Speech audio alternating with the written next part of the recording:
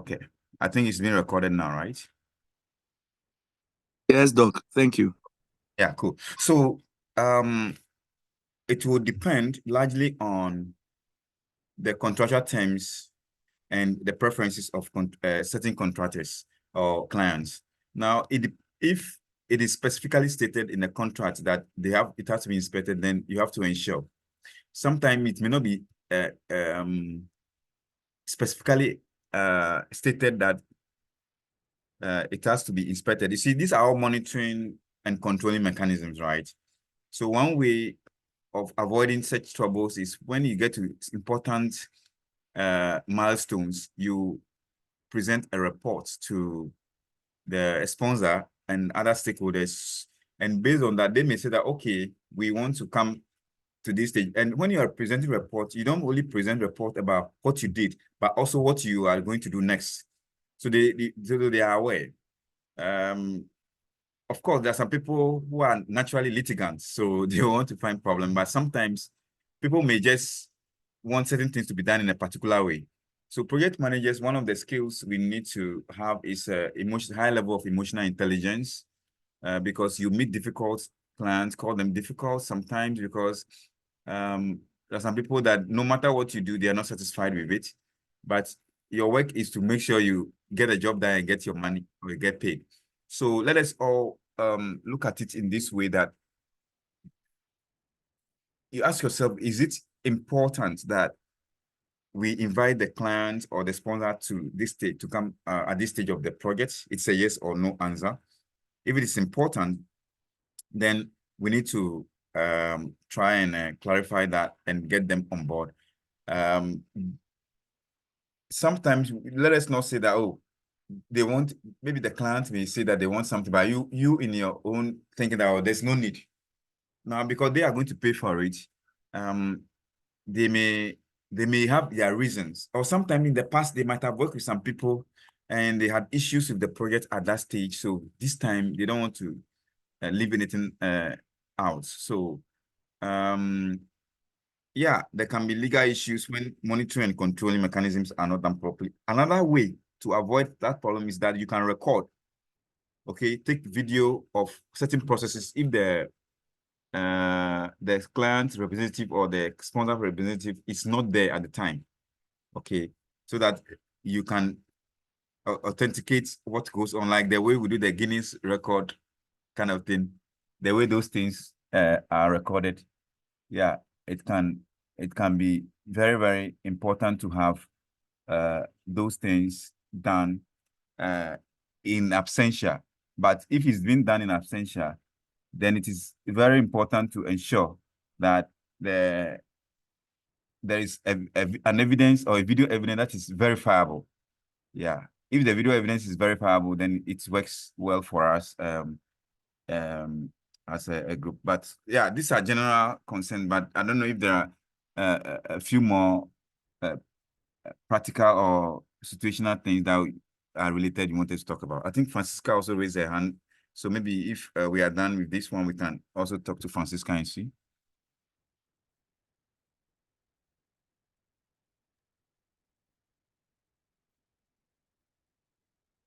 Hello, Francisca, are you here?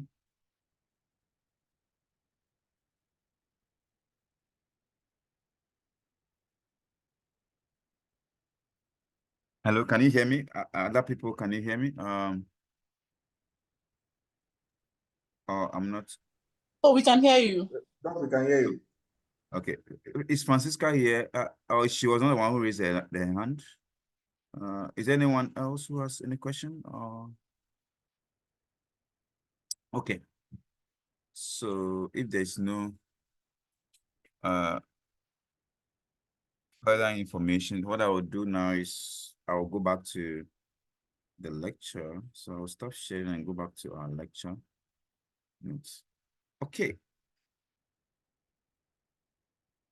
This one, let's go to this.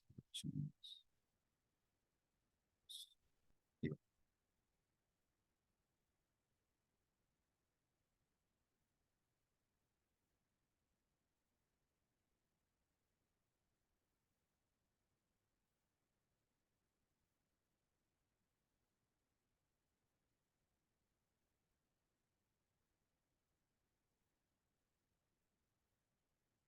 Okay, so yesterday we ended with preventive actions and rework or defect repairs. So we're saying that there are two complementary activities in or terminologies that we use in project monitoring and controlling. One is preventive action, where we focus on putting measures to avoid any troubles. A typical example of a preventive action for a driver when you are moving and you feel tired, to avoid accident or driving to the ditch, you need to maybe rest. Yeah, but when you don't prevent it or you don't take action to prevent it and you realize that you are driving into the ditch, then you have to stop the car. Another way to give another way in this scenario is for a driver, if you are driving long distance, you need to, one preventive action is to sleep long before the trip the following day. So if you are traveling tomorrow, today you have to sleep for long hours. The system is well. Well refreshed for the day. If your system is okay with coffee, you can have some coffee. All these things help you to make sure that you are attentive. What if you are unable to sleep long enough? There are several options. Either you let someone drive you or you go by commercial vehicle. So there are so many ways we can go about it in project environment. So preventive actions, we talk about changing vendor in case we don't have a quality specifications get right with one vendor, you can move to another. Cross-skilling, making sure you train other people in the organization to be able to fit in for other people when they are absent. You need to also train your team members. There are so many projects that team members are not trained. When they are recruited or brought to the project, people think that, oh, this person is like, this person is a professional, so they can do a professional work. It is true, they can do a professional work, but it's always good when you train them in the context of the project, and then they can have contextual information to be able to do it well. Yeah, you can also look at how to review and update the document you have in the organization regularly, so that that gives information to people about how things will work, especially if there is any changes in the project, right? You need to make sure you let people know that there are changes so that they can be able to think about the new processes. But if you don't alert them about the changes, they will not be able to provide the needed support for the change. And like we see, sometimes auditors can even flag such expenses if they are not brought in tune at the right time. Yeah. Then internal audits also help us to prevent things from going wrong. So when things are passed through the internal auditors, they question the things before they happen. So we have the pre-audit, post-audit, and all those systems in place. So you see that sometimes if you're a project manager, you might have come across a situation where your request is being flagged by internal auditors. Yeah, because sometimes maybe you didn't get it right. Okay, sometimes, or they need explanation. So these are things to prevent. So internal auditors are not like spies or police to arrest you or to choke you. Their work is more preventive than reactive. Then there is also a need for regular maintenance with equipment, if you have to do that, yeah, so that we don't run into accidents, and emergency plans, and even alarm systems in warehouses. All this we talked about yesterday. Then we said you can do all this, but there can still be issues with your preventive action. So if preventive action works or does not work, and there's a need to make some corrections, yes, go ahead and do it. Better late than never, they will always say. So corrective actions can be expensive if you don't implement very good preventive actions. It means that the monitoring and controlling mechanisms are very weak. You are going to spend a lot of money because things will always go wrong and you always have to fix them, and that can be really expensive. There was a time there's a project that we have here in UCC. And what happened is that they started and there was no proper budget.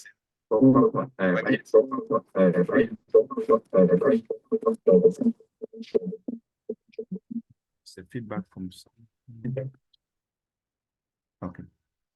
So there was a project that we had here in UCC, and what happened is that the project owner or the sponsor, I think it was a Get Fund project, yeah. So they are the owners of the project, and it was not budgeted well, so they didn't complete the project. Then fire came to gut the entire project from beginning to an end. The whole building, that's supposed to be our School of Business project at the University of Cape Coast, the office complex. And that project was started in 2006, when I was in school here. Till date, it has still not been completed. Why? Because the project was stopped at a point because there was no proper monitoring and control mechanisms to ensure that the budgets that they were preparing was enough to complete the project. You know, typical of government projects that they can just commission the project sometimes, if it's election year kind of thing, without proper budgeting. So when the project stopped, it took several years, nothing happened, and then weeds grew around the facility, and fire came and destroyed so many things. Some of the things that were destroyed, including plastics that were supposed to be pipes within the building. So as it happened, and the concrete pillars or the beams and the columns were also bent. So they now say that the engineers are proposing that they have to pull down the whole thing. Now, what does it mean? Pulling down the structure. The structure is almost 20 years now. Yeah. Pulling down that structure, the cost involved in pulling down the structure itself is very high. So when we're going to we had an IGF, Internal Generated Fund, to start a building project, we were told that we cannot even go and continue that project because the cost of pulling down that structure is higher than how much we have to even build a smaller version of the structure. So you see that it can be very expensive and time consuming if we leave our systems not properly monitored and things go wrong, then we can be sure that we are going to spend a lot of money. So we are always encouraged that we put in the maximum preventive efforts possible. It is cheaper to prevent things than to correct them. Okay. So if there are no questions, we will look at a very important concept that we have been discussing all along, what we call the integrated change control process. So the integrated change control process, or the ICC, is simply a way of ensuring that anytime we are making changes to the project baselines, whether it is a scope baseline, whether it's a budget or cost baseline, schedule baseline, whichever changes we want to make to the project at every stage, we involve all the stakeholders so that they are aware, and then they even make inputs. So it doesn't come as a surprise to anybody. That is the idea. So it's always important to ensure that we make these changes in consultation with all the stakeholders. That's why we call it integrated change control. So the change is when you are going to make any change, there's a need to control that change by integrating it well, by getting all other stakeholders bringing their voice and their approval. If you make change to a project plan and you do not involve the sponsor, and it's time to increase the budget for that change because something else needs to be bought, you can't go and get the money.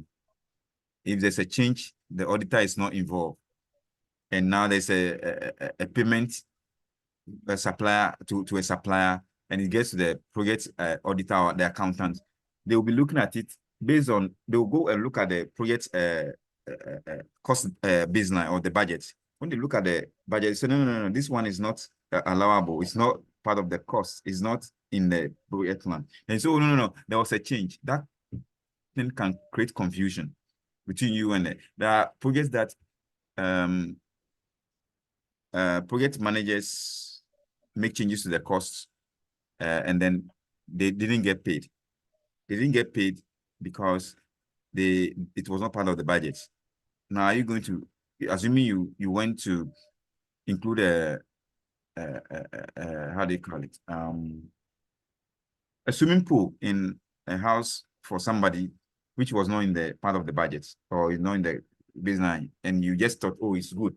And maybe the client's son called you that actually include that thing. My dad will pay. Okay. Then you also go ahead and you did it. They involve everybody. Fine. Now coming to pay, and the man say you will not pay. What will you do?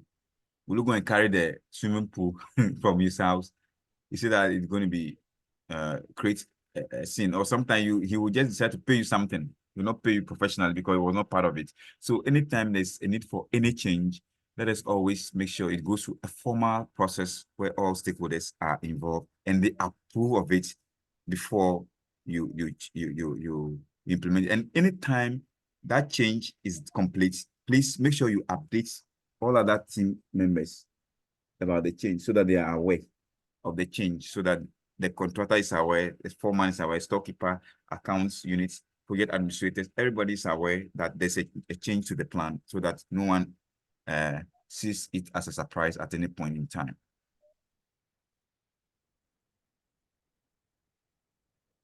Then, another thing that we need to do as part of the project monitoring and controlling is to either define or refine the project scope. When we talk about the project scope, what does it mean? The project scope we have discussed already, but just to emphasize that it is all the things that we want to achieve at the end of the day. So if it's a training project, maybe you want to train about 5,000 Ghanaians in how to prevent malaria. So that's the scope. So training programs, maybe are we going to share mosquito nets or treated mosquito nets? What kind of, are we going to have training in every district or every region? So all those things will be determined. So these things, they require a detailed description so that people are aware of exactly what we are looking out for. Like this new project, they call the CODES program or something like that. They're going to train people about, IT tools, how to use IT tools, AI and coding and all that. So you need to have a detailed understanding of how these things are supposed to be. How many people are we training from each district? Are we going to have it in every region, or is it going to be different from region to region? Do we have different numbers? If it is a house we are building, are we going to have it with a washroom in every room, or we have centralized washroom? Are we going to have kitchen on every floor, or we have centralized, or are we going to have kitchen in every room? All these things make the scope. So there may be two similar projects or two projects which are similar. Each of them may have their scope different from the other. Even road construction, some roads will require bridges to be constructed. Others may not. So this will require two different kind of scope analysis. So in order to ensure that people understand the scope very well, you write what we call the scope statement, which clearly states exactly what we are going to do. A typical scope statement like we want to construct maybe an ultra-modern 3-bedroom apartment, which includes washroom in every room, living room furnished with maybe blah, blah, blah, the kitchen with that and that. So you are just stating the scope in a sentence form. It can be a paragraph, a long one, or short, depending on the nature of the thing. So that anyone who reads the scope statement have an idea of what they should be expecting at the end of the day. Before now, you can break it down, each of them, then you describe it. Yeah. Then as one of the things you need to watch out for in scope management, you need to monitor and control, again, what we call scope creep. Scope creep is when you are doing more than you have been asked to do. So you are going beyond it. Yeah. You've been asked to construct the road for vehicles. You decide to add pedestrian walkway. It's not in the budget. That's scope creep. Okay, it's like impulse buying, things that are not in the budget. If you do that and there's a scope creep, you are definitely going to have issues with payments. All right, so don't do more than necessary. If you think there's something that you need to add that will make the project, please consult with your team and make sure they are aware and they approve of the new budgets. Then you also need to have a project management plan, which would, the scope management plan, which will tell everybody how you are going to manage the scope, okay, and validate them. Okay, so for example, the question that came, somebody, I don't know, I remember the name of the person, but someone who has a question about this, I think Benjamin, right, about the facility. So you'll see that there was an issue with scope management. So at what point, it was not stated clearly what point we are going to get stakeholders to come and even validate the scope. Are they coming to monitor the scope from time to time? Or are they going to come only at the important stages? All these things must be clarified. Okay, that makes it a scope management plan so that we don't finish before and say, I should have come to look at this. No, all those things must be clearly stated. So to avoid legal issues in future, there should be clear issues about what the scope is, must be clearly defined. And then we have to be sure that people are stakeholders, which stakeholders want to see what at what stage.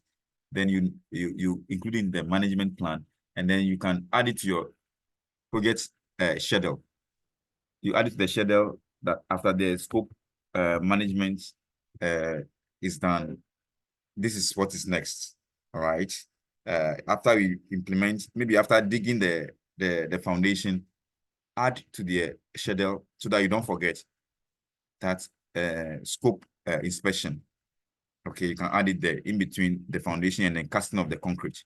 So digging, so you add maybe a week or maybe a day or two, and then put the scope inspection by clients, okay, or by sponsor. So those things can be clearly stated, and we can avoid future issues with scope. Cool. So scope control is one of the things we do in project monitoring and controlling. That is when you keep your eyes on the ground to ensure that whatever we have in our project management plan to execute is exactly what we are executing. So you have to make sure you monitor the status of the scope so that you ensure they're in line with the scope of work. You know, those of you who are into construction, for example, we have statement of works, which talks about the things, the major deliverables we have to present. All right. You have to make sure your scope statements that you have must be followed judiciously or religiously. Yeah. If there is any change that we need to have for the scope, it must be approved. I think we have discussed this over and over. So that is it. Then scope validation. Sorry. Scope validation is when you formalize the acceptance. So we are done with the work. So we want you to come and see whether this is exactly what you have, what you are looking for. All right. So when that happens, people can, in my village, for example, during funerals, the Bushampeni will be asked to send a delegation to go and check if the body they have brought is their child. Okay, that's how they call it. So those things, that's the validation, so that you don't go and bury someone's dead. And then, so that is how we work on projects. You have to make sure the scope or whatever we have been asked to do, we don't only say that we are done, but you call the sponsor so that, and these things should be documented, please. It must be documented that they agree that whatever they have done or we have done is whatever they wanted us to do is what we have done. This issue must be clearly stated, so that we ensure that we get what we need to get out of the project, so that there can be legal issues. Like I was saying, whatever you ask for and what you get, there can be differences, but a professional project team should not allow that to happen. So in order to even avoid this issue, at the beginning stage, you can also validate the scope. So we can have validation at 2 stages, the beginning of the project and the end of the project. Now, I've spoken about the end of the project, but at the beginning of the project, you may need to sit down with your project team to ask them, okay, in my understanding, you wanted A, B, C, D. Is that the case? Then you say yes. Okay, and blah, blah, blah, S, Y, Z, say yes. Or no, the C is not like supposed to be like this, supposed to be like that. Oh, okay, this is what you want. So these are discussions that you need to have before you even start the implementation. You should do this co-validation at the planning stage to be sure that whatever you are planning to execute is exactly what the sponsor is looking for. And then when you are done with the project, you come back and validate again that at the beginning, we sat down with you, said ABCD, so this is it. So come and check. And then that one can absolve you from liabilities, legal liabilities. Even if the sponsor changes their mind at the end of the day, there should be evidence that they consented to what they wanted you to do, so that you don't remain in the dark. Yes, Harry. Okay, so thank you very much. So I want to, coming back to the scope, I want to find out, I think we learned that as what can qualify for a good project is when the objective is met or when we are done with the project. Yeah. Now, so for example, I don't want us to go political, but we can take National Cathedral, for instance. If you are a project manager and you are about to embark on a project, and for example, you know the source of funds, it's not like viably known. For example, the project costs about 1 million, and now they have given you about 500,000 Ghana cedis. And they are telling the, oh, along the line, 3 months, we are expecting this thing from our sponsors, we are expecting this thing from donors, we are expecting this, which you know that maybe that money or that funds is not really available. Okay, it's like a 50-50 case. It can come, it cannot come, something can delay or something of that sort. As a good project manager, which you want your name to go very far, go very high and everything, would you embark on such a project, knowing that the source of funds for you to complete the whole project within a speculated time or stipulated time is not really well known? Will it be a barrier for you to halt or to deny getting that project or continue that project, please? Okay. So if I understand, for example, you are aware that maybe the client may not have all the resources to complete the projects, but they want you to start anyway. Is that the case? Yes, sir. Okay. Yeah, like the cathedral, as you are saying. This one is not a classroom discussion. It's for experts to discuss. But I think that there is always a thin line between professionalism and business as usual. The question is, sometimes projects can be done in phases, right? So maybe what you will have to do is that you have to give a professional advice to the clients looking at their budget. You tell them, okay, with A, B, C, D, I think that we should face the projects. And you have to also tell them that if you want to face it, these are the consequences. And if we start the project in a particular way, we may end up not having this outcome. So as a project manager, the client also need your professional advice about how things will go. Of course, there are some sponsors or clients who are very, very notorious. You advise them, but they will not listen. Sometimes they will tell you, it's either you do it or you go, right? So you have to come back to your team. If there's adequate funding or resources for you to complete up to a milestone, you can go ahead and do it. After all, you will get paid for that aspect. When you give professional advice and people don't take it, you can also not say that you not do anything, because you also need to pay your team. So you have to do what you have to do.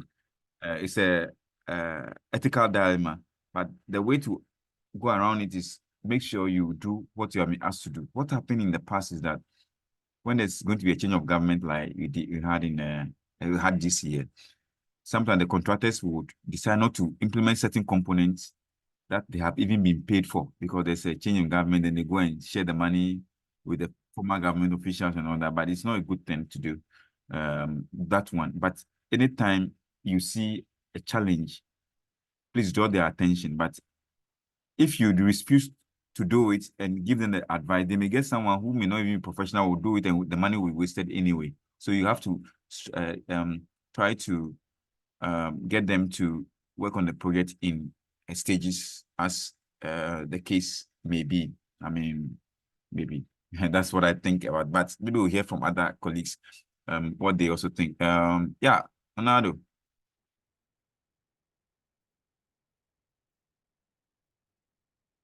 Hello, Yes, sir. Rich. Good morning. Good Yes, morning. sir. Good afternoon, class. It's already afternoon, yes. Yes, sir. Sir, what my brother is saying, this is a little I want to add to it. Okay. Because a project no cost at TBR,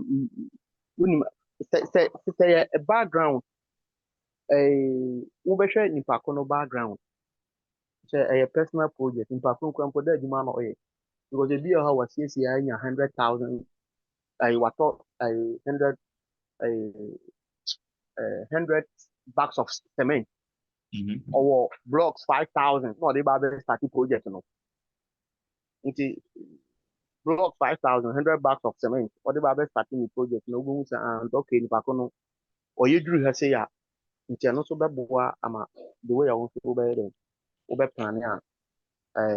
As the watch in stages, you know, over plan, ama one year, and through be brave. But about government media and the one thing I've learned that they know so unko bebre a unhu bebre wo abonten a wo the way obere obeka but I'm say the me person make a project bia ya won fatin to say you sponsor project we won't say you project there nsika ne de beba kopem time a ube wi na Ghana government sponsor project in so and your colleague or assembly, I will implement me my more detail. But our assembly or government sponsor project and so on. And our internal generation project. Internal generation project. Into project no, you were the emphasis the source. Conform this kind baba project no source of money no. They said yes, and the source of money now. Yeah, they baba starting project. Never say that project with our experience, you know, a bedroom baby, a bedjai, a bedroom baby, so who the source of money will be a free bar, a bama as project manager, no, what to me, I show who you now for problem there. This is my little contribution. I just want to add it to it. Thank you, sir. Good. Thank you very much. Yeah, so these are very important thing. So, I mean, from what Rich has just said, in addition to it, so what you can do sometimes is also to know the source. If the source is IGF, you can help them to write proposal for additional funding from maybe central government or from NGOs, depending on the nature of the work. Sometimes it's an individual projects like house projects or anything. If you think there may not be any additional source of funding, one other thing you can do is to help them to reduce the scope of the project so that you can be able to work with what you have. So sometimes people agree to certain things because they don't know the long-term consequences, or they are too ambitious, right? For example, the cathedral project, I think government was too ambitious at the time because the money, well, Ghana had money to be able to do that, but all the money will not go into cathedral. We workers to pay. We have other things. We have elections. So I think it failed because it was overly ambitious. So if they had somebody to advise them, because the money that have been spent could have been used to build something. So you don't have to have the biggest cathedral in the world at a go. You can build a small one, and then government can create what we call a sinking fund over time. And then when that money is up to the amount we want, then we can attempt the bigger one. Sometimes what causes that project, such project to fail is because they are expecting inflows. The inflows may not come, they may delay. Okay, so you need to sit down with them and then plan it well so that you are sure. So you see that your work as a project manager is not just to go and dig the ground and start casting concrete. It goes to the sense of partnering the client and understanding the client's financial situation, and then advising them. Most of the time, we don't want to go that way because we just think that some project managers, they are making a living. So, oh, Charlie, they will not even advise that, oh, this one, we shouldn't do it like this. They will just say, okay, let's go. They will do it, and then the project gets stuck. Tomorrow, you see that you may also have issues because the project will get stuck. And there are some clients who can badmouth you. They say that, they give you money, you didn't do the work, you just abandoned the work. You see, then that will not be a good thing. And you, as a project manager, too, your CV is at stake. For the fact that you are going to start a project and you have not completed it, how are you going to add it to your work experience?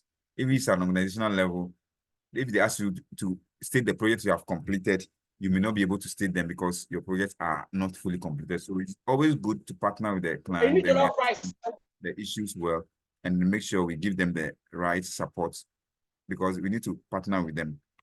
There's a need to have, like in procurement now, there's something we call supplier partnership. It should be the same way in project management. You need to have client partnership for successful projects.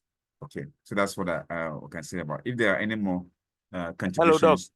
Yes, please. Doc, good afternoon. Good afternoon, ma. Yes, sorry, I couldn't raise my hand. Yes, I want to ask the difference between scope creep and then gold plating, and then if gold plating can be categorized under scope creep. Okay. So for scope creeping, what is that slide? It's more of going beyond what you're supposed to do. Oh, I think there's something I need to. Can you still see my screen? Yeah, I think I can see it here. Yeah. So scope creeping has to do more with quantity issues most of the time. What we are supposed to be working on, maybe in terms of numbers. Okay. Gold plating is more of a higher quality. All right. Yeah. So Okay. instead of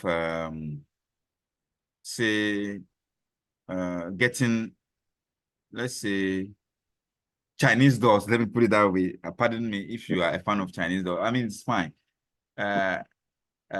In our projects, maybe they call it Chinese doors, or the kind of specification they gave for the doors is supposed to be maybe 5,000 cedi kind of door, and you are going to buy one which is a 20,000, maybe German-made doors that are more expensive. You have actually gold-plated the work. Yes, the sponsor, yeah, the owner will enjoy it, but is that what you are going to get paid for?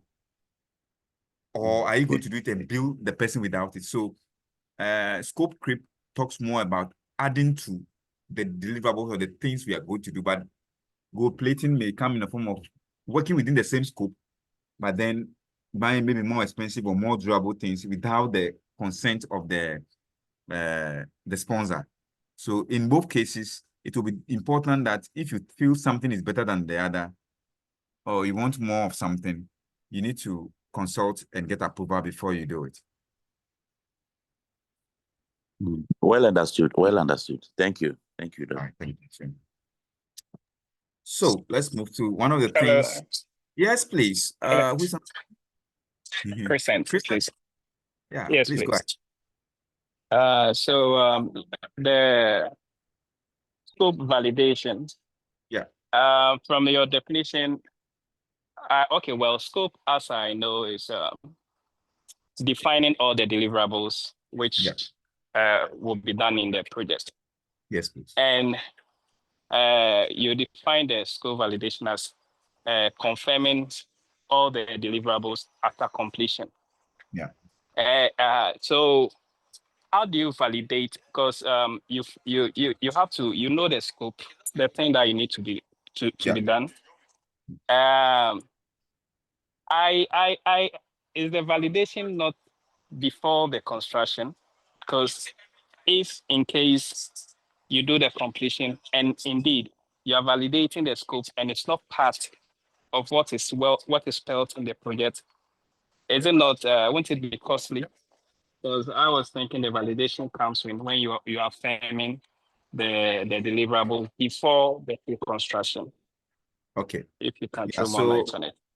Okay, yeah, right. Thank you. Maybe I can add to it here. So initially I mentioned that there are two levels of validation.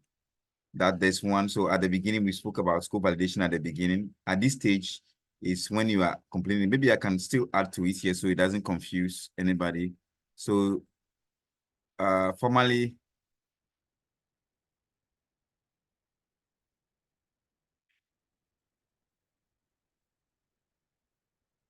okay, it's formalizing the acceptance of the scope of the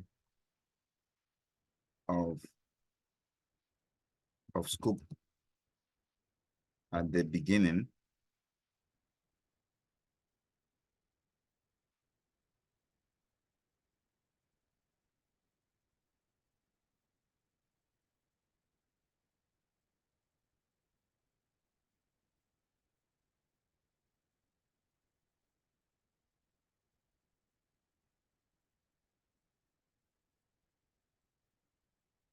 At the end of project. So last week we discussed about scope validation. That was at the beginning. So you know we have the project management process groups, or the call it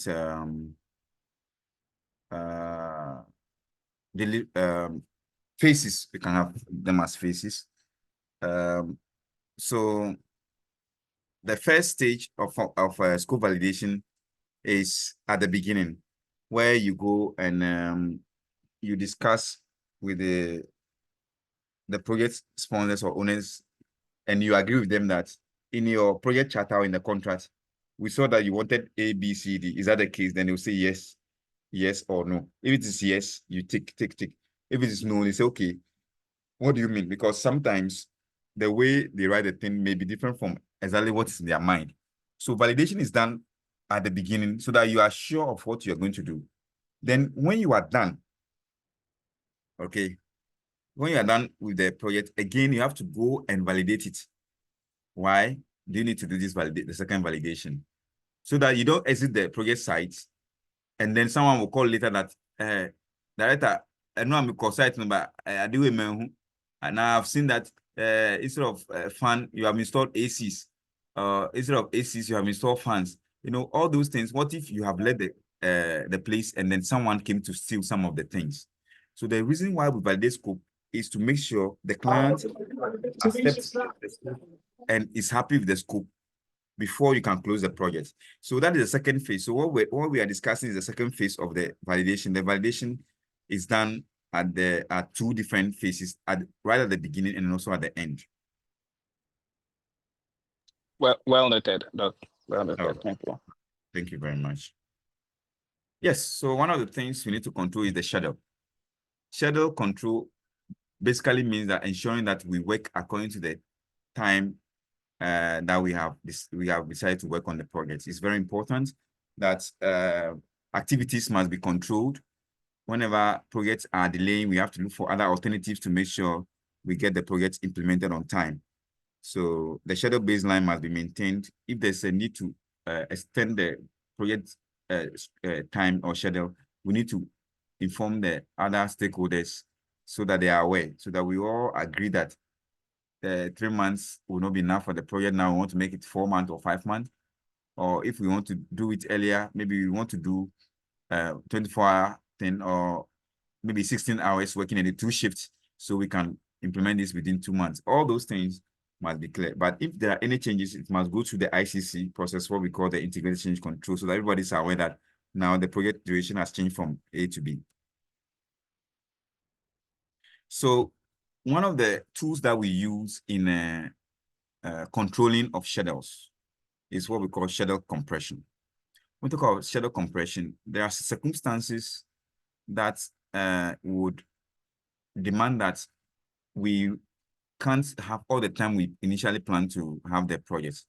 For example, to have the project implemented. For example, a project that initially was planned for 2 years or 24 months, due to some constraints or demands, we may decide that, okay, we want to use 15 months instead of the 24 months. That way, there's a 9-month deficit that has been imposed on the project manager.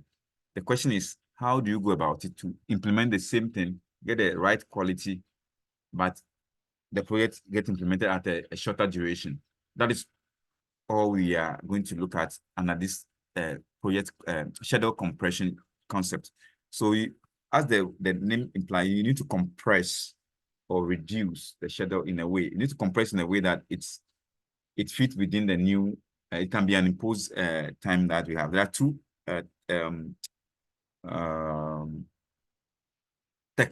techniques that we use to compress the schedule. One is crashing, another one is fast tracking. For crashing, you are going to shorten the duration of each activity. Each activity, you have to shorten it. That's those activities that can be shortened. There are some activities that you cannot shorten them because they are the time allocated, you can't do anything about it. But those that you can shorten their duration, the activity, you shorten their duration. Then instead of the 24 months, we can shorten some of them. Some activities are supposed to take maybe 3 weeks or 2 months. We can reduce them from 3 weeks to 2 weeks, 2 months to maybe about 6 weeks, just so that you can be able to save time and then go with it. But the fast tracking is when you realize that the project, you cannot reduce the time to implement the various activities. Then you see whether you can run multiple activities simultaneously or concurrently. So for example, the building project is supposed to be, initially it's supposed to be 2 years. Now they said we need the building project by June next year instead of September next year. So we need to ask ourselves, what activity can we implement simultaneously together? So maybe we can be molding blocks at the same time that we are digging the foundation. So if the same people who are going to dig the foundation are the same people going to mold blocks, then you can decide to get additional team to go and be molding the block, another one will be digging the foundation. So multiple activities can be happening at the same time. All right. Then some people can even be fabricating the roofing sheets whilst, so you can order for the roof.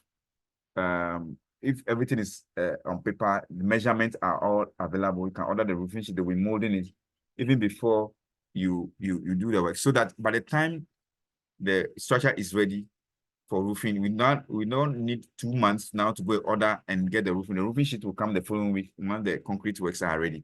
So these are the 2 techniques. So to illustrate the 2, you see, look at this project, which is 12 weeks project. The normal schedule is that we have green activities. There are 3 different activities: green, yellow, and red activities. Each of them will have 4 weeks to implement or to complete. Then fast tracking, we realize that we still need all the 4 weeks for each of the activities. So once we start with activity green, we after the 2nd week, when the 3rd week starts, we also start the activity yellow. So here you see that we will not finish with one before we go to the next one. Just that all the activities are running simultaneously, because we don't want to reduce the activity green or yellow to maybe 2 weeks or 3 weeks, because maybe such activities, if you reduce it, it will not work. For example, concrete must dry. So you need a number of days or weeks for concrete to dry before you cast another one.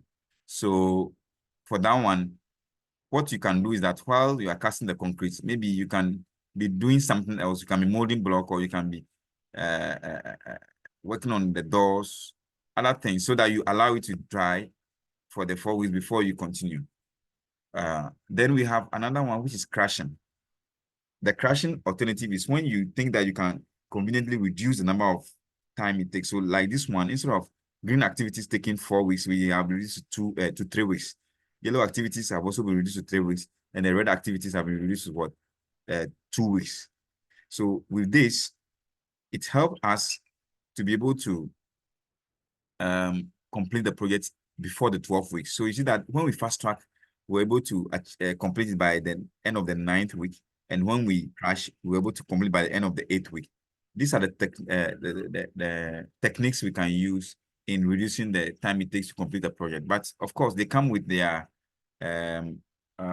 risk, because the risk involved sometimes can be very vast.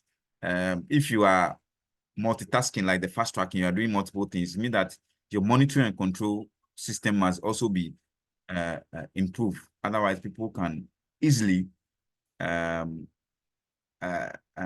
do things at your blind side. It's like being a polygamous husband. How are you able to move from one point to another at the same time? All these things, it creates risk.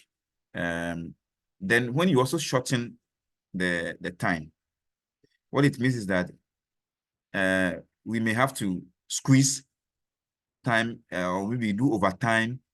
Multiple groups are working 24-hour economy thing. All those things have risk, because if you are not monitoring the system and putting in control measures, people will be tired and still be working. There can be accidents, or in the night, there will be no supervisor on site.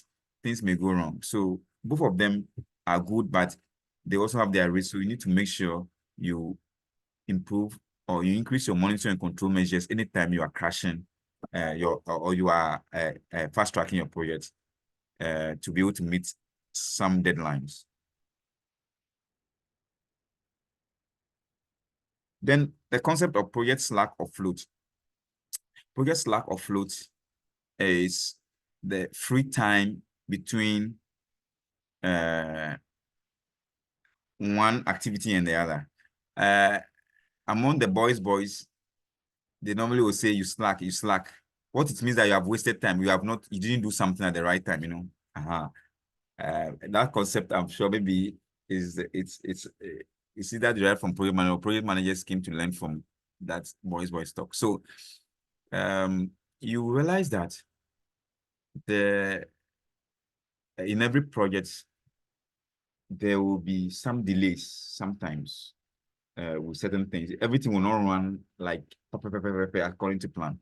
So what we need to do is sometimes to ensure that we intentionally create space, give additional room for work to be done in such a way that we are able to understand the system, and then we can still have some delays in various activities, but it will not cause a delay in the entire project. For example, as I planned this lecture, I decided to leave slack or float in it. So, for example, the original plan as I have it is that we will be to finish our lectures by next week, Friday, online.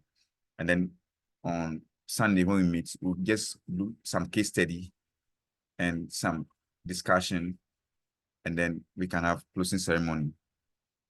But I've also made room such that, assuming this doesn't work and we couldn't finish our lectures by next week, Friday, what we can do is that we can also decide to have maybe 1 hour on the day of the closing ceremony to complete the lecture before we work on the case study, and then we go for our closing ceremony.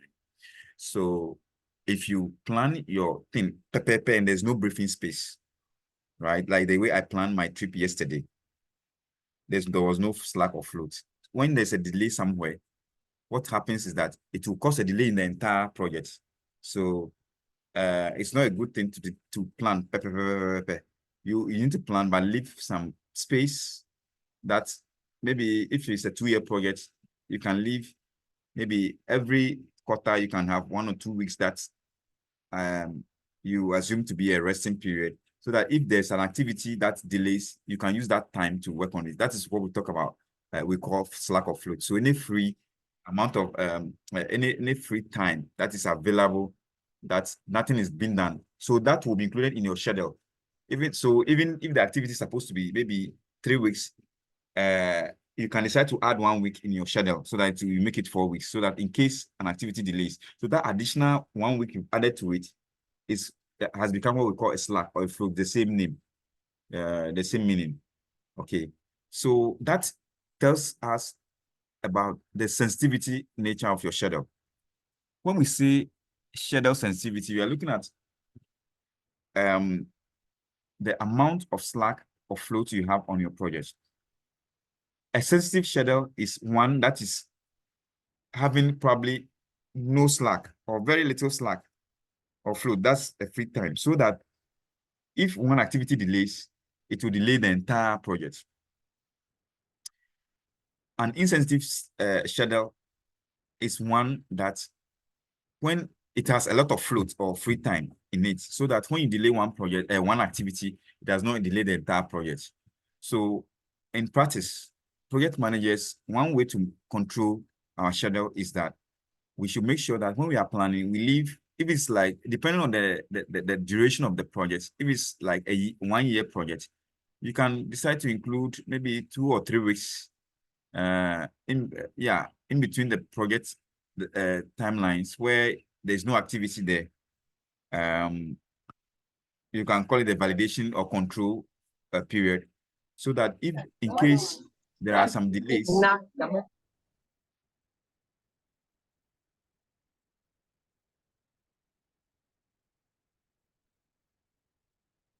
okay, so in case there are some delays in the project, you can be able to use that time to work with it. So that is how we can implement our schedule. So let us not have too sensitive schedules where it is bumper to bumper kind of thing, no space, right? That is how you drive on the highway. You're always told to have reasonable space, so that if traffic in front of you breaks or something happens, then you can be able to do what? Also have adequate time to process the information and break before you get there. But if it's a bumper to bumper, if especially when you are behind taxis and trotro, they can just stop anywhere. If you are not careful, you hit their back. So it's important that in project management, that principle works for us. Let's leave adequate briefing space between 2 consecutive activities, so that when you finish with this one, it's like having a break time when you are working in a typical day. If you have your day such that you have even sold your break time from the word go, when other activities come, you may not be able to accommodate them because there's no free time for the whole day. Yeah. Yes, Ken. Prof, good afternoon. Good afternoon. Please, I would like to know the difference between the ideal time and the slack or float within a project management. The idle time and the slack of Yes, float. please. Yes. Okay.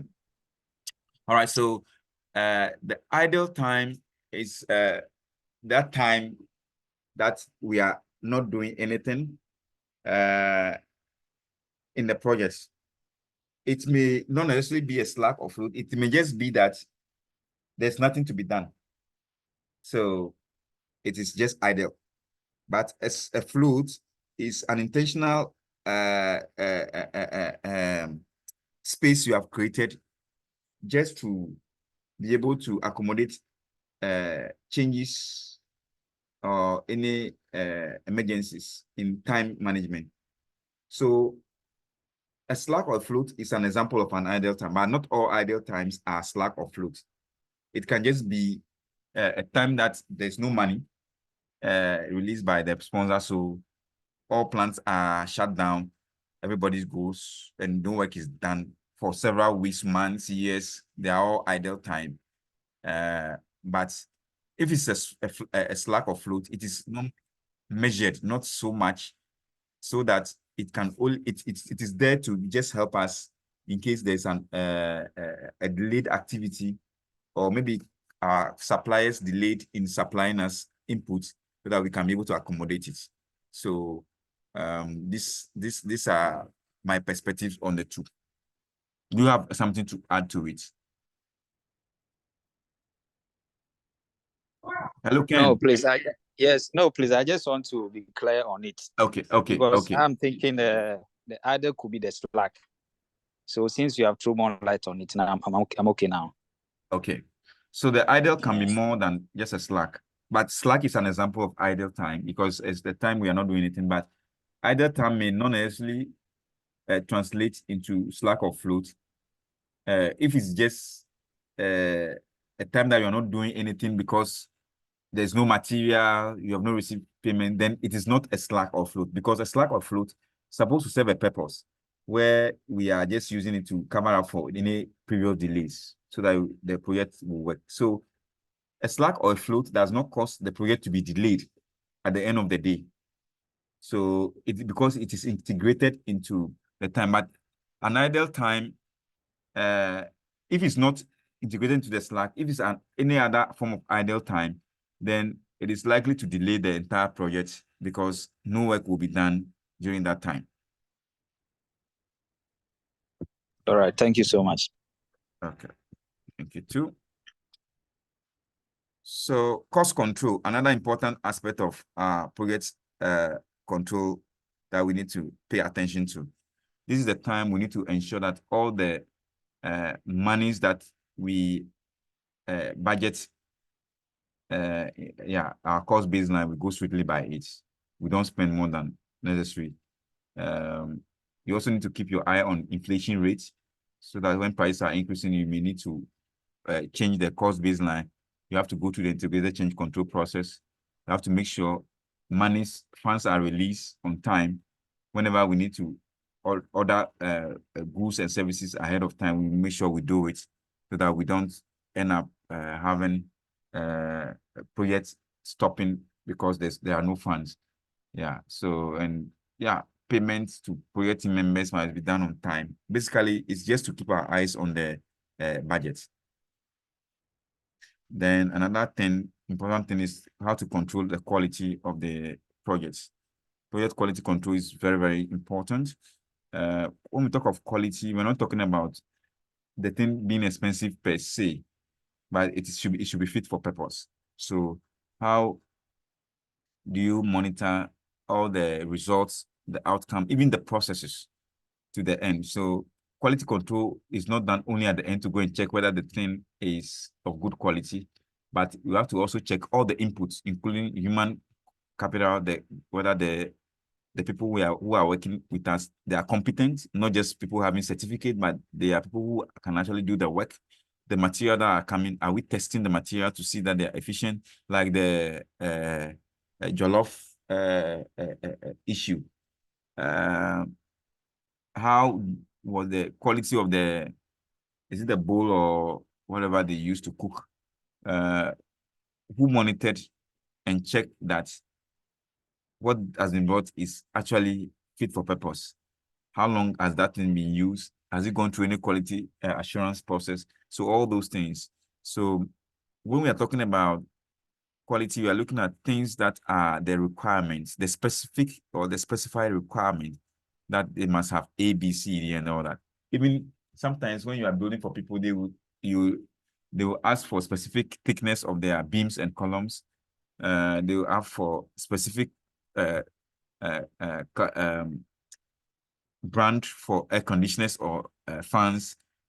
All those things, you have to make sure you obey them. So we are looking at, because there may be a reason why they'll prefer Yokohama tires to maybe Kumho tires. So make sure those things are obeyed to the letter. Okay. So why do we need quality control system? Because we need to make sure that we confirm that the project output meet the quality standard that we have had in place. So the quality control process will involve activities that you can use to inspect, you can test, you can measure everything that happens at the workplace. Sometimes you need some equipment to check the quality, like concrete. The Chinese have some equipment that they use on our projects that my brother manages. He works with this community borehole.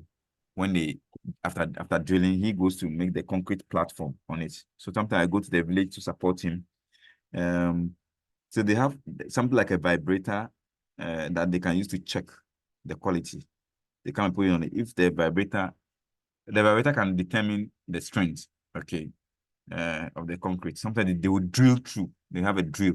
They'll drill to the concrete, and then they will see the thickness. Because sometimes people can pour sand, a lot of sand, another thing, just use small concrete, cement at the surface. So there are ways to do this by whichever way. Sometimes it may just be by observation to check the quality of the projects.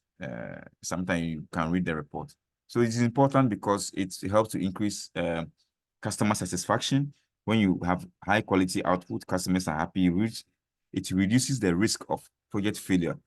If quality standards are obeyed, the project risk of failure is reduced and ensures that resource is optimized so that we don't do something at a inferior quality, then we have to rework or redo again. That one would not be very optimal use of resources. Yeah, so there are some tools that we can use for quality control. I look at this, I mentioned this already, observation or inspection. So you have to go and do a detailed examination of the project's deliverables to see whether they follow what we have planned to achieve. They follow the scope baseline and there are no defects. So you inspect it, what we call inspection, you examine to the letter. Then we have audits, quality audits. So the first one is quality inspection. The second one is quality audit. So quality audits, we need to ensure that, audits normally look at the processes and the procedures in the organization. So quality audits, not the financial audit, but the audit looks at whether the stages that are required for the process or the project to go through, it's going through all those processes. So if we miss stages, it can also have effect on the quality. For example, if the vegetables were not washed before they were placed in the soup, we can be eating germs. So that is what the audit does. While the inspection will look at the final inspection will examine the deliverable and the process to see whether we have gone according to how it is it's supposed to be, and whether it is from the face of it is looking well. The audits look at the compliance level, whether we have complied with the stages, and tick. This one, did we jump or did we do something that is not supposed to be done? They look at the processes more. Then statistical sampling methods that we can use for this. We can also use what we call random sampling, right? So random sampling, yesterday we looked at analytics, data analytics. So one of the things we can do is to sample, then we can do both diagnostic and descriptive here. So the descriptive sampling would help us to know how many percentage of the deliverables meet the requirements in the project plan. The diagnosis will be, whilst we sample, we may come across certain things that do not meet the requirements, then we can now do diagnosis for them to say, okay, this one, what went wrong? How can we even improve on it? Yeah. Then we have what we call issue identification and resolution. So what constitutes an issue? When we talk about an issue, it's any unplanned event that can impact the project objectives. So it can be an issue about time, maybe something happened and somebody was not well, so they couldn't implement their portion. or they didn't do their part of the project. So what happens is that we may have to send these people either to get somebody to do their work. Otherwise, if the cement was not delivered, we can't cast the concrete the following day. So it can be anything that happens at the workplace. We need to always identify those issues, and then we see how we can resolve it. Otherwise, it may result in a stoppage in the production or the project management process. So there's a need for a proactive identification so that we can have early intervention. So if the cement did not come from maybe Accra or Takoradi to the project site in, say, Asinfosu, what are we going to do? Are we going to buy local, from the local market? Maybe you buy a few pieces to make sure construction is ongoing before the main one comes. Then we can go, or we can even take and swap later when they come. It could be any arrangement. So you need to always make sure you are on top of issues. And that also means that you are creating an environment of trust so that your employees or your team members can trust that when they tell you about something, you can be able to resolve it for them, not when you are shouting. You see, why I told you we shouldn't buy a cement from Takra, we should just buy from Cape Coast. So when you are shouting like that at the workplace or at the team room, the next time something like that happens, no one is going to talk to you. But you need to understand people when issues happen. Someone is ill or there's a family emergency, and you think that, yeah, he's not a medical doctor, so he shouldn't attend to the family. No, you always need to sympathize with people and then see how we can resolve those issues from time to time. That's what makes you a human. Yeah. So there are ways we can resolve issues. Issue resolution methods. We can have what we call root cause analysis, corrective actions, and issue log. So the root cause analysis is identifying the fundamental issue. Sometimes we only look at the outcome of the problems, but we don't know what actually caused it. So let's take an issue, for example, that there is a collapse of one side of the building. What is the issue? So we can go for a root cause analysis. The issue is that there's a collapse. Then there's something we call 5 whys. You can ask, why did the issue collapse? Why did that part of the building collapse? Maybe the beams gave up on the building, or the columns gave up. Okay. Then the question again is, why did the columns give up? Maybe the concrete was not rich. Then why was the concrete not rich? So you can go deep down to maybe there was a delay in the delivery of the cement, and so they use only a few quantities of cement instead of the required number. So you can deep down so that you don't only resolve the issue at the top, but from the root cause, so that next time it doesn't happen again. Corrective actions are part of issue resolution. When something happens, you take measures or steps to eliminate the root cause. Okay, when we say there's a root cause that has to be eliminated, we have to ensure that whatever is the problem, it doesn't happen again. Okay, then issue log. Anytime you work on your project and the issues happen, you need to document it. Most of the time, we don't document why things happen. So next time it can happen again, but it's always good to document them so that next time you can always have the issue resolved, so that we always know that when the clouds are gathering, it might rain, right? It's very important to get that done. Yeah, Ken.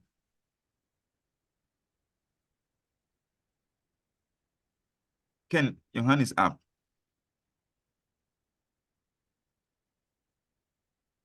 Ken, you have to unmute yourself. I've done that, please. Okay.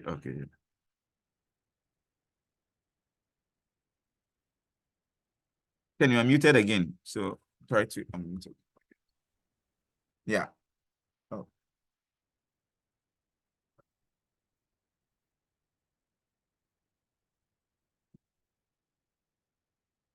Hello, Ken.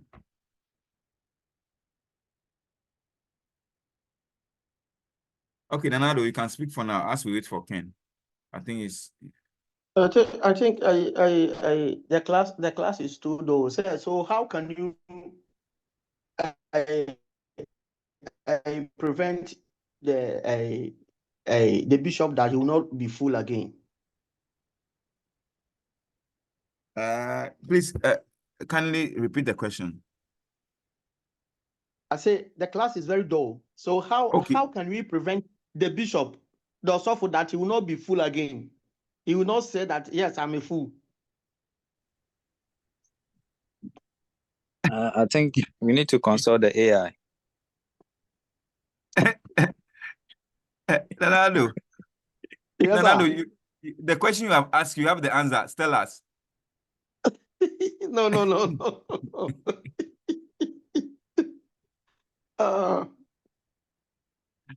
Okay, we are going to have a song very soon, but let's hear Kennedy first.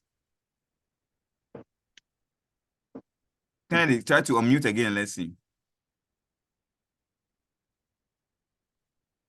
It's a little challenge with Kennedy's.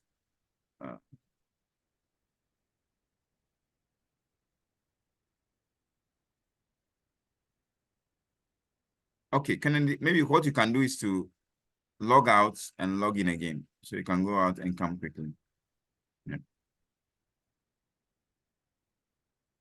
And then when you come back, you can ask the question. You can just stop. Yeah. So yeah, so the issues at hand are supposed to be recorded. So we have the issue log. The issue log will help us to, so this thing happened at this time, and this is how we resolve it, so that in future when it happens, we'll look at it from like where we left off until where we are coming now. Yeah. So yeah, it's true that the class is dull. Let me see what is here.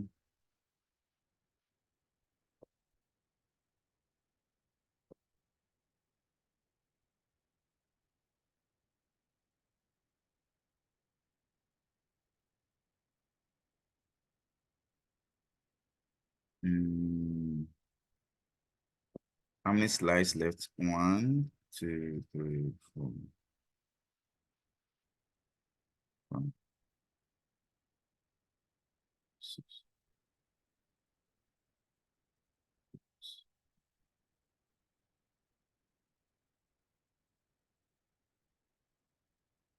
Okay, we just have about 10 slides, so we can do that in the next 30 minutes, then we end it. But singing this song will be difficult today because other people don't know how to sing it. So I think we are at the tail end of this week's lecture. So let me quickly conclude it. And then, or should we give 5 minutes break so people can stretch a bit and drink coffee?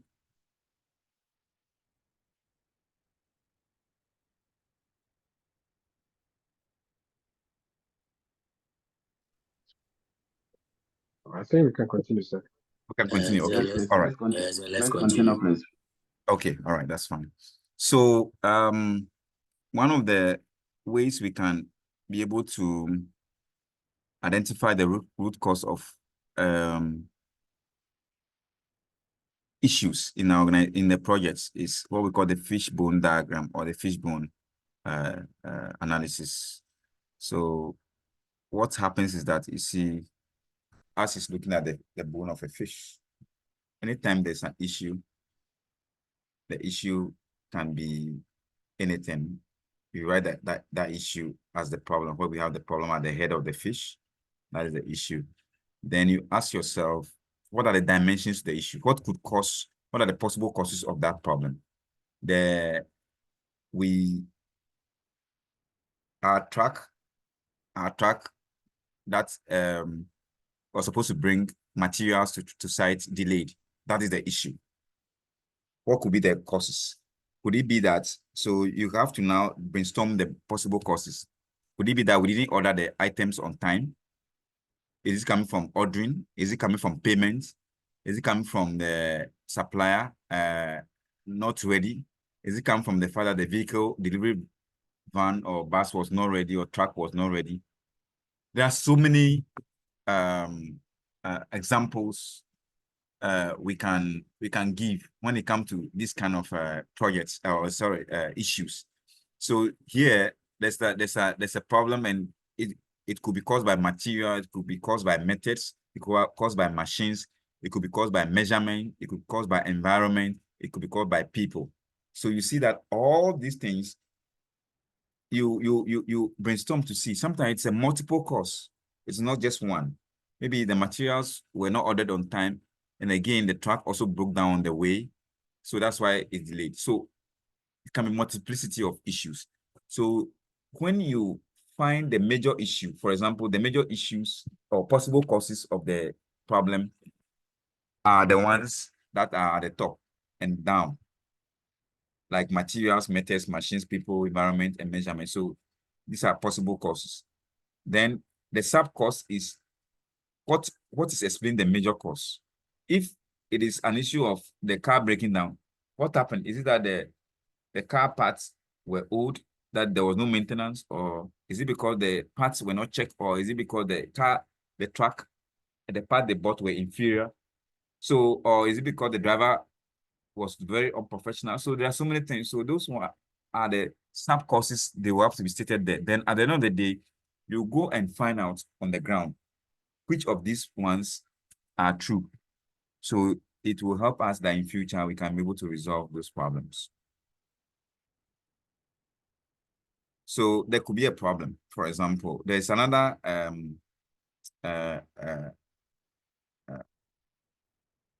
way of resolving issues, which we call the 5 whys.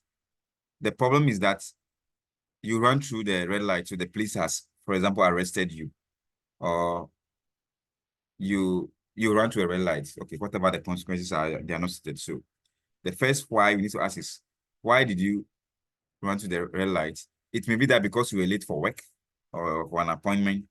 And the question is, why are you late?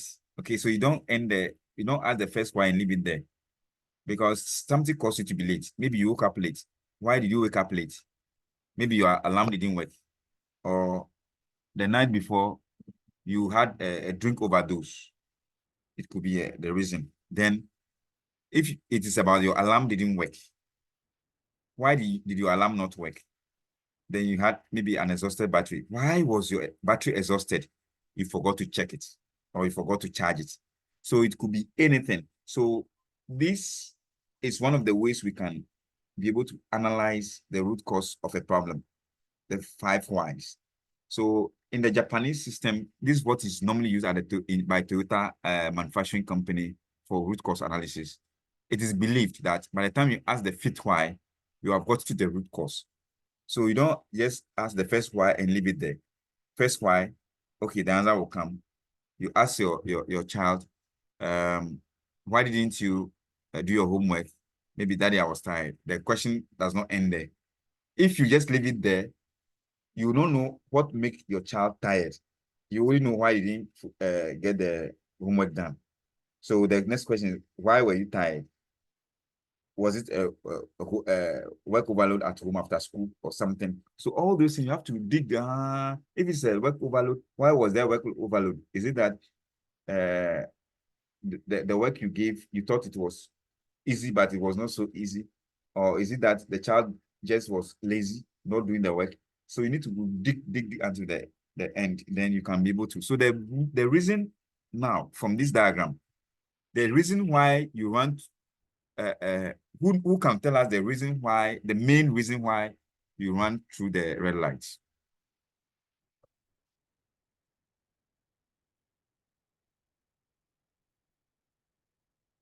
Who can tell us? What's the main reason why we run to the red light? Maybe we're behind time. We're yes. late to where we're going. Yeah. Yes, that's true. That's, for example, we are late, but that from this diagram here, that is not the ultimate reason. It is because we are late, yes, but something caused that whole thing to happen. Okay. Doc, it's because you forgot to check if your battery is charged. That's absolutely the case. If you had checked your battery, all these things will not happen. That is it. That's it. If you had checked your battery and you get it charged, it will not be exhausted. Alarm will ring. You will not wake up late, and you will not be late for work, and then you will not run to the red light. That is why it's important that we always go to the root cause. In monitoring, there may be problems. When you uncover any inconsistencies or issues, you have to find the root cause of those problems. Otherwise, if you just say, okay, I was late for work, you know what will happen? It means that you may be late for work again if you don't know why you were late for work. If you woke up late, if you don't know why you woke up late, it can happen to you again. So you have to dig. This 5 whys is just a template. If you think you can do 7 why or 10 whys, you can go until you get to the detail. But it's believed that by the time you answer the why the 5th time, you have got to the root cause.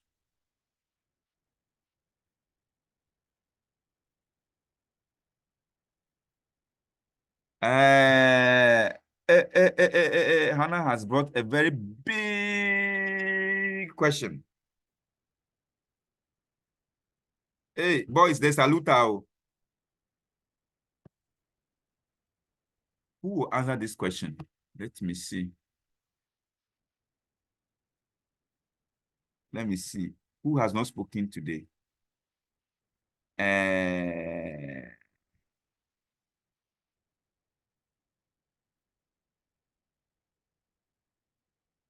Dennis, are you here? Or you have done matricle to us? There are some people, they will be here, their names will be here, but they are in church, or they are eating, or they are sleeping, or logging in. Dennis. Oh, dog. You are here. Good. Have you seen Hannah's question? Hello, Dennis. Please, whose question? Hannah, no, is it Hannah? Hannah asked a question. Okay, so let me read the question. So Hannah is saying, assuming relationship were to be a project, or taking relationship as a project, she wants to find the root cause of people who cheat. Especially the men, is the men who cheat most of the time. So she wants to know the root cause of why men cheat.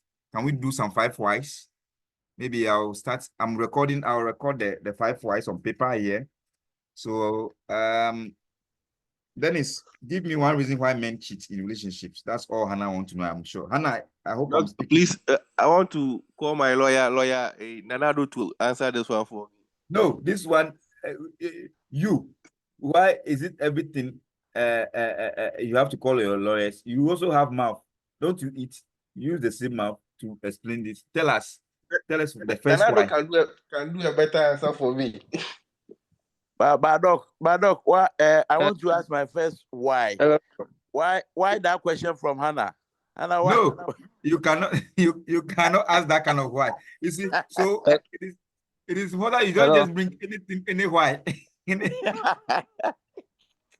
Hello, Doc. Yes, please. Who is speaking? This is Ken. Ken, okay. I think the cheating in a way is too broad. You should narrow it for us to see, then so that we can diagnose it and see what's happening. Yes, so Hannah, it said the cheating is broad. Is it that he has been taking your food to eat without telling you or something? He doesn't know what the cheating is. Hannah, we're Johnny. Doc, I'm here. Good, Hannah. Good. Your people want to know what you mean by the cheating. Hello. Yes, Hannah. Doc, I just want to know. I want to know why people do that. Yeah.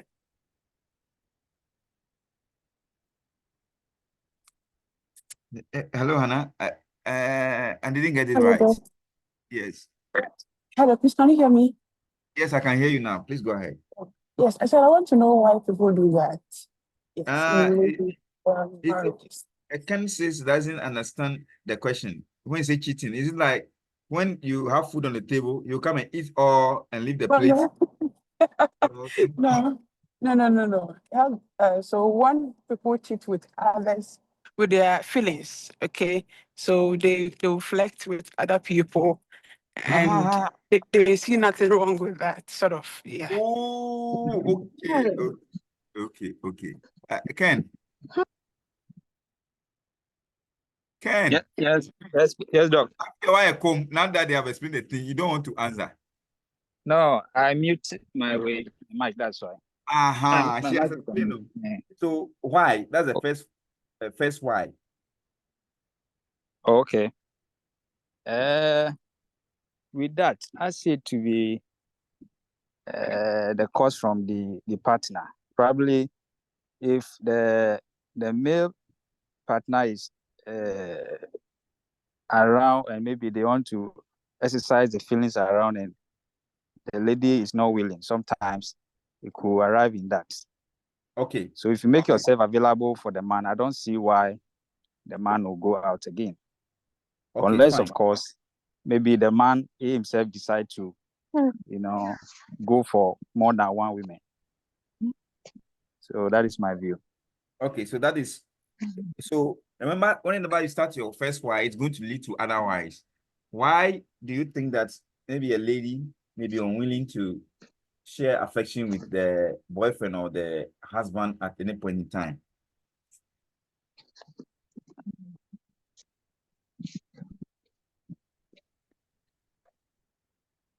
Hey, someone has left too. I had, Elisha, do you want to give us some ideas? Or maybe let the lady answer that part. Doc, okay. Please, I want to talk. Yes, Elinam, why would you want to stop your man from performing conjugal rights? Hey, from that, okay, so personally, I think that sometimes it's probably I've seen that he's not really committing, so lack of commitment. Yeah, he's not really, it's like today he's off, tomorrow he's on and off, that's it. And again, I would say communication, because personally, I like to share my views, my opinions on a lot of things. So if I come to you or you come to me, and it's more like anytime I talk about something, you're brushing it off, you don't think it is even interesting or something, Okay. then I wouldn't give you don't only come when your langa is dangling, then you say, giddy. There must be continuous communication. Okay, now you see. Jerry, are you here? Hey, Doc. I'm only calling people to answer questions. Why is it that when I ask questions, then this one you are saying, and when I call and I called you, did you complain? Jerry, why come now? You see, the issue about cheating is not the unwillingness. Something caused the unwillingness. There's probably no communication or no sign of commitment that could have caused something. So, guys, why don't you guys communicate with your woman or your woman of your choice? This woman you have told, oh, there is no other person like you. The first time you met her, you were saying that, oh, I don't even know if you are an angel or human because the way you are. Hello, Francisca. Yes, sir. Why is it that the guys don't communicate with you? Sometimes it depends. You see, some men will not communicate with their spouse, but rather they will go out and communicate with others. Why? Okay, wait, hold on, Francisca. Yeah. You are not... Okay, Francisca, will you continue? Yes, Francisca, continue, yeah. Hello? Yeah, I can hear you, Francisca. Please continue. Yeah, the reason is, some of them are not content with what they have. Okay. Yeah, maybe yes, the idea of getting married to that lady, they didn't meet that expectation. So it's like later on they will try to have found some joy outside the marriage. Because some of those things happens when the person is not comfortable around the other person. Some joy outside the home. Yeah. It's one aspect of it. Okay. And another one is some men are naturally womanizers. Naturally womanizers. Yes, whatever you do, they will go outside. You kill yourself for them. Immediately they see the other woman, they will open their zip. We have some men like that. Yes, we have a lot of them like that. So why do we have those men people like need that? a lot of deliverance. Okay, why are those men like that? Like I said, some of them are naturally like that. And they are not willing to stop. No, why did God created them like that? If they said natural, it means that's how God has created them. So why did God decide to create those men like that? We are asking 5 why so the why must come to an end, to the conclusion.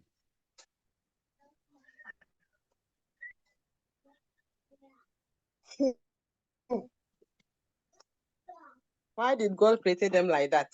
Yes, because you are telling us it's natural, so they are like that. No matter what you do. Yes. So why? No.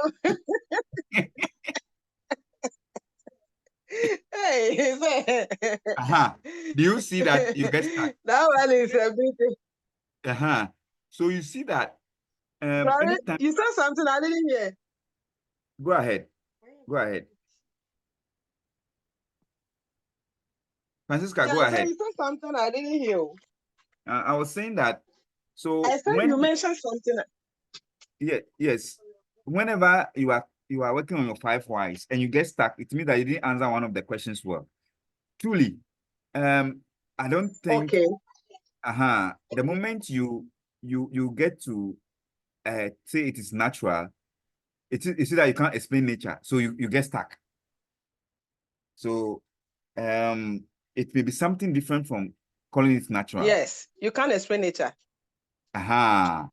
So when you are doing 5 whys, nature should perhaps be the last point of call, but we should be finding more scientific answers, things that we can explain. For example, in the issue of the crossing the red light, we could have explained it by with natural. There's like, oh, why do you run to the red light? Well, it's Beishi Nehemi, or maybe something. Maybe it's natural thing, or okay, maybe because you were late for it. Why were you late for it? God just don't want me to go to the office early today. Then you have killed the discussion. You will never go to the phone issue. You the discussion, yeah. So I think this issue, there could be a more scientific way of explaining. So you see, the 5 whys, there can be different routes to the same problem. This one, we are talking about the person is late for work because the person woke up late. Maybe someone's second why may not be that the person woke up late, but the person woke up early, but maybe the breakfast was not ready on time. So as we design solution to these whys, nature is good, but nature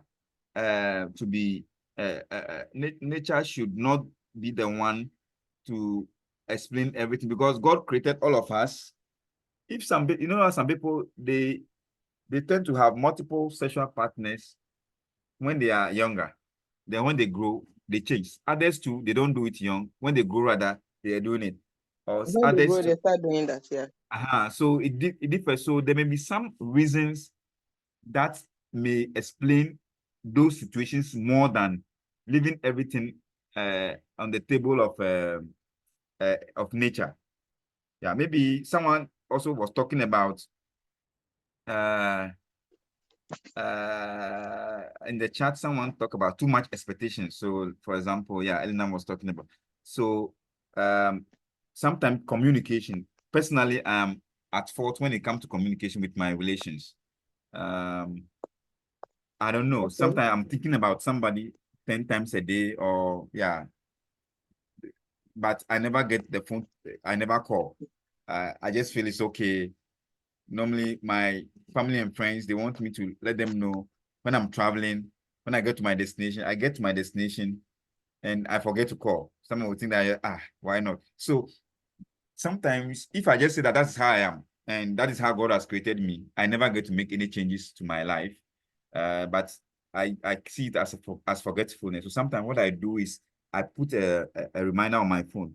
So if I know I'm supposed to get to my destination in 2 hours time, I'll put a reminder, maybe 2.5 hours, that maybe send a message to mommy or send a message home that you have arrived.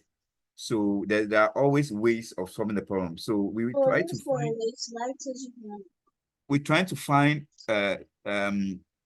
causes that we can resolve as humans, so that we don't leave it at the table of God or nature. Otherwise, we will not be able to get to the root cause of the problem. Yes, Ken. Yes, Doc. Yes, right.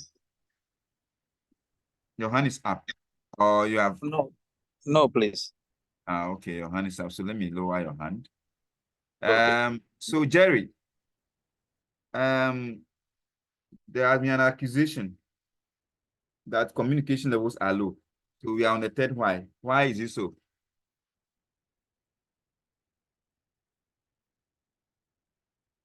Jerry, don't you have credit to make those calls so that the class we can do a silver collection to buy you credit?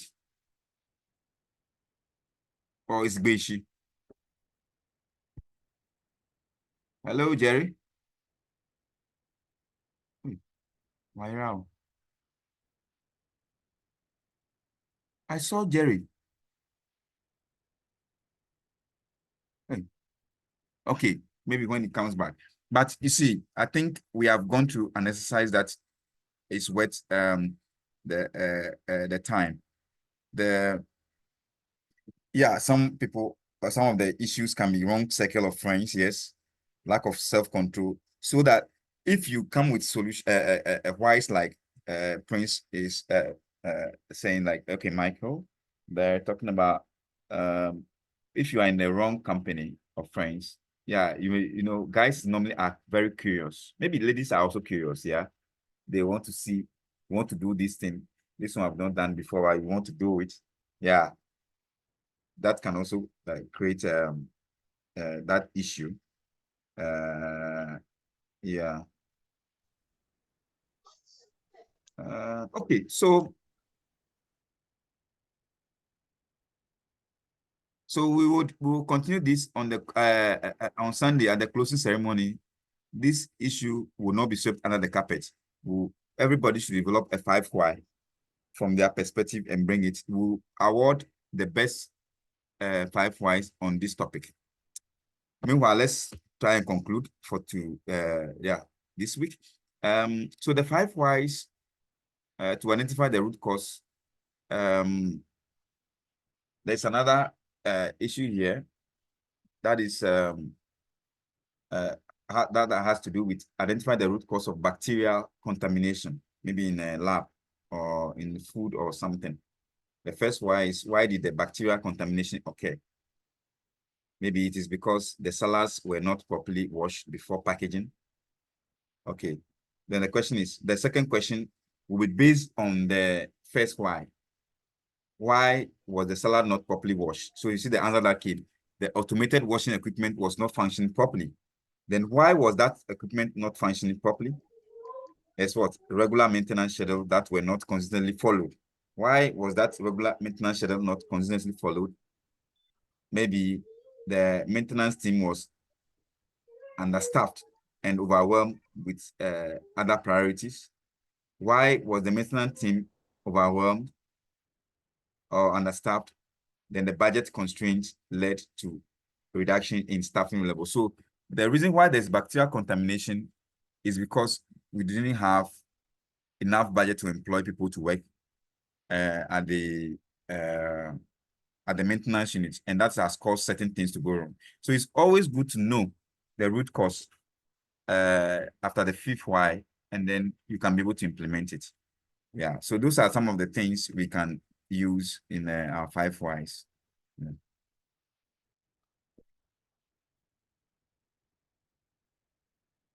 Okay, Jerry is driving, so yeah, that's fine. So next week Sunday we'll hear from you at the closing ceremony. So prepare your answers, get your defense together with your lawyers.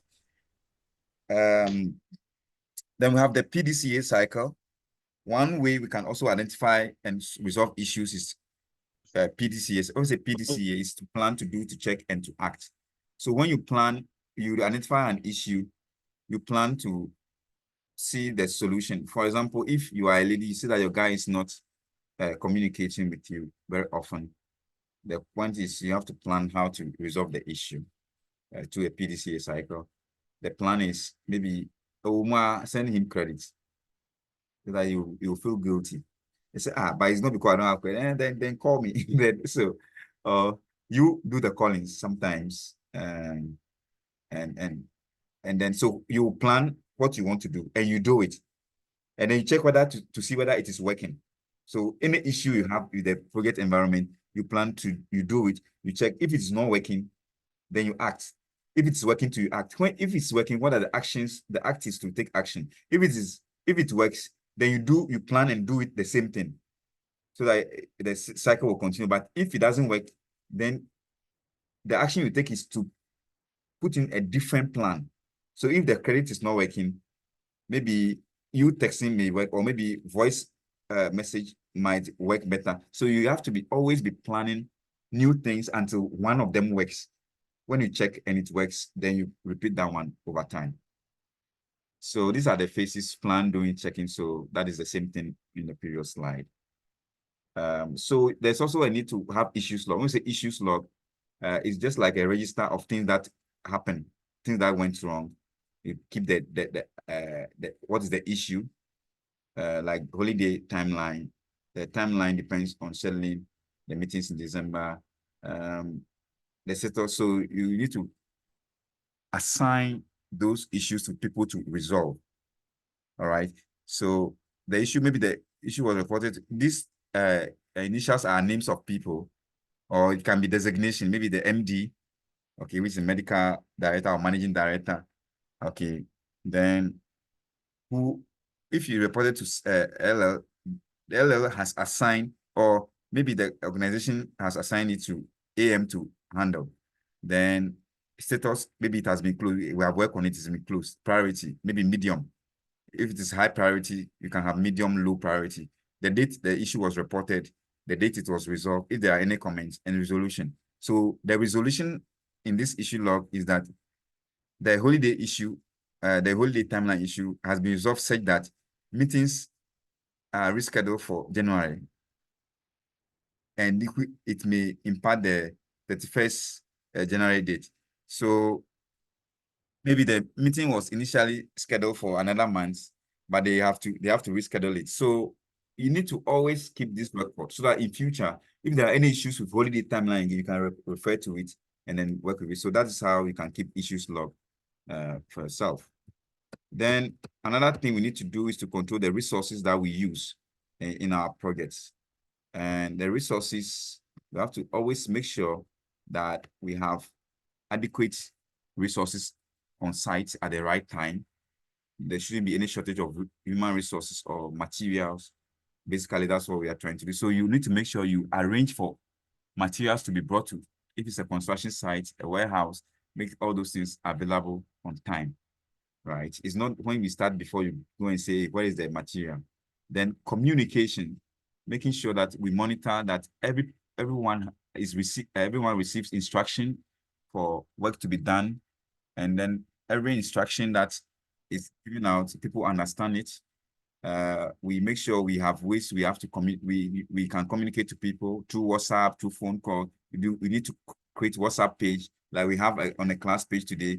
I was able to communicate with you a set of at first I was going to come online. Otherwise, if there's no communication, people would not know what to do at every time.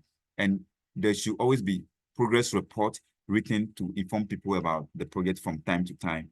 And sometimes calls may be better than WhatsApp if the people are not seeing the work on time. Then you need to monitor risks, right? You need to monitor risk.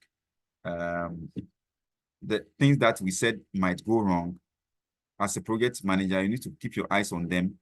There are certain things we call risk triggers, all right? Risk trigger, something that can cause the risk to manifest. So you need to make sure you check to be sure that when those things are happening, like if it's about the risk about rain that can destroy concrete, when the rain is coming, quickly you need to make sure you have risk management plan. If you have to put a tarpaulin on the thing, or you have to work mix the concrete in under a shed, all those things must be there to ensure that we identify our risk on time and we plan to resolve them. So how do we implement risk responses? By making sure that we have agreed upon risk response plan from the word go. You don't wait until the risk comes up before you go and ask yourself what to do, but you plan ahead, right? Whenever you are working on a project, there may be sometimes internal or external threats that cause certain things to happen. So you have to be monitoring and scanning the environment. Things that are under your control, you work with them. Those that are not under your control, you try to manage them and get people to give you information. All right, so there are ways to manage risk. There are three main ways. Risk avoidance. If you realize that certain component of the project implementation can cause significant risk, you can avoid them altogether. For example, if you think getting an expatriate to come and work on the project can create domestic challenges, you avoid getting the expatriate person coming. Or if you buy from material or input from somewhere, it can create problem. Like remember we talk about changing a vendor. You have to avoid buying from vendors that bring you input that are not working well, so you can avoid it. Or you can mitigate the risk. There are some risks that we cannot entirely let go. For example, whether human beings can steal, but you still need to put someone in charge of the money. So there are ways you can put in measures to mitigate the risk by not putting or placing too much money in the hands of people, so that you can do a thought approach. So you also mitigate the risk by making sure you send the right person to the bank and all those things, right? Then risk transfer can come in form of insurance or subcontracting. So when you are working on maybe a project and you are not an expert in certain component of the project, it poses high risk if you have to do it yourself. So you can subcontract that component, then you offload the risk to the person who is going to work on that component. Or you also have insurance to cover certain risk, so that when they actually occur, you can run to the insurance company to get a refund. And many other ways you can also do. Then one important thing, the penultimate thing we talk about today, we are almost at the end, last but one, yeah, is to control procurement. Procurement managers are people we have to be very close with when it comes to implementation, because if they don't buy the right products at the right time, your project may not continue. So you need to keep your eye on stock levels, making sure things are working. Inform them when you need something. In some organization, you don't have issues, but some too, you may not have very professional people handling all units. So procurement, make sure the right quantity and the right quality are procured. You are the project manager. If they buy the wrong material or inadequate resources and you are using it, that's what they gave me, in the end, we will blame you. No one will blame. Even if people blame the storekeeper or whoever, or the procurement officer, will still blame you, that you cannot sit down and watch your stock to go waste like that. Okay, so it's very important to ensure that all items or services that need to be procured, they should procure them on time. Sometimes the procurement goes through tendering process. Okay, so you have to make sure you start early, not 2 weeks when you need a thing, then you start the process. You have to rush it. You may not get the high quality input. If you also have subcontractors who are working on the project, make sure you follow up that they are also not delaying the work. Okay. Then finally, for today, we need to monitor stakeholder engagement. You have to make sure that all stakeholders are properly engaged so that we have them to give them progress reports, we get their inputs.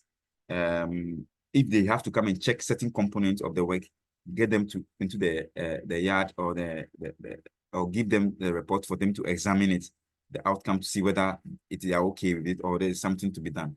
Let us not hide anything from the stakeholders. If you talk to the stakeholders and they propose a change, document that change, whoever initiates it, and pass it on through the integrated change control process, inform other people on the team that this is what somebody is saying.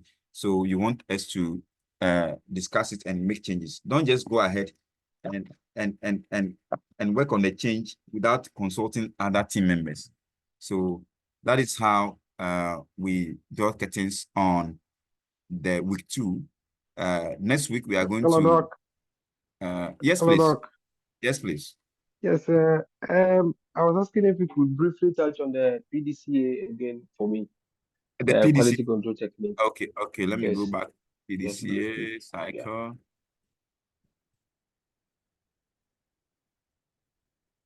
So PDCA is a process that we use to plan any intervention when there's an issue within the project.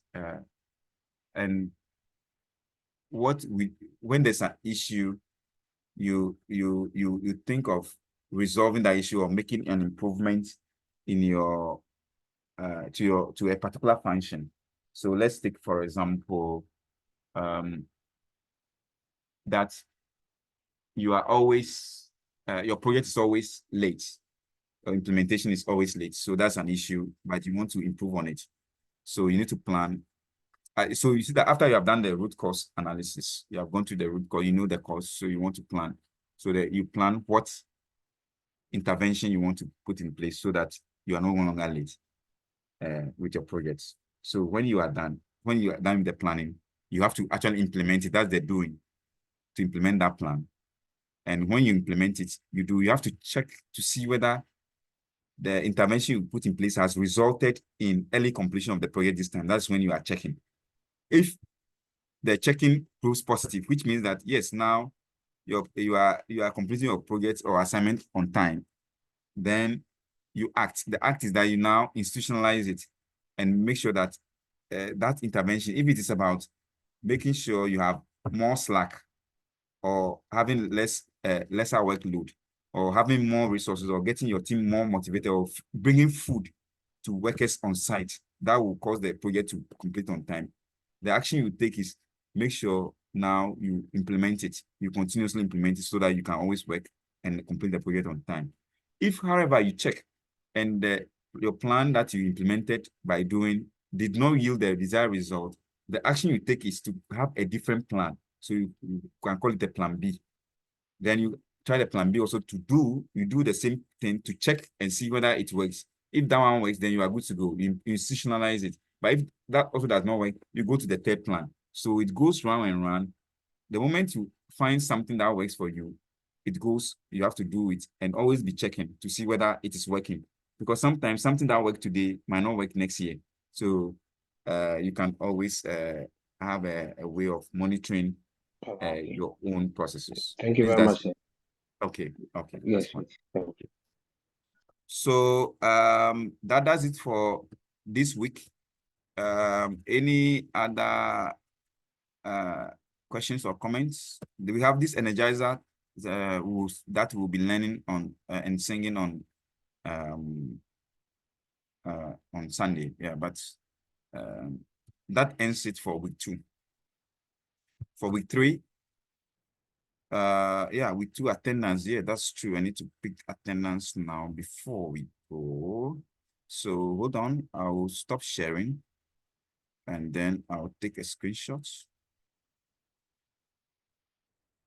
Crap.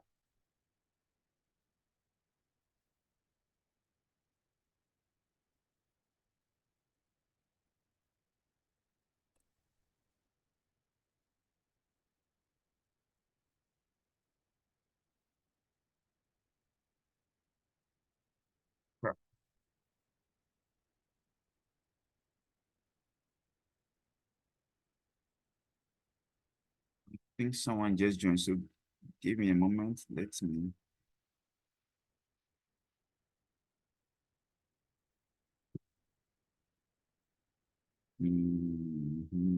Next one. I'll go to page 2 and do that.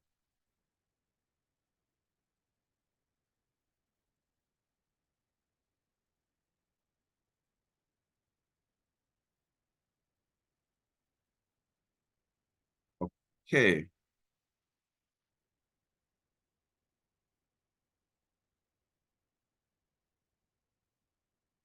So that does it for today. Any questions before we go? Okay, so if there are no questions, now I need to stop the recording. Is there any messages here?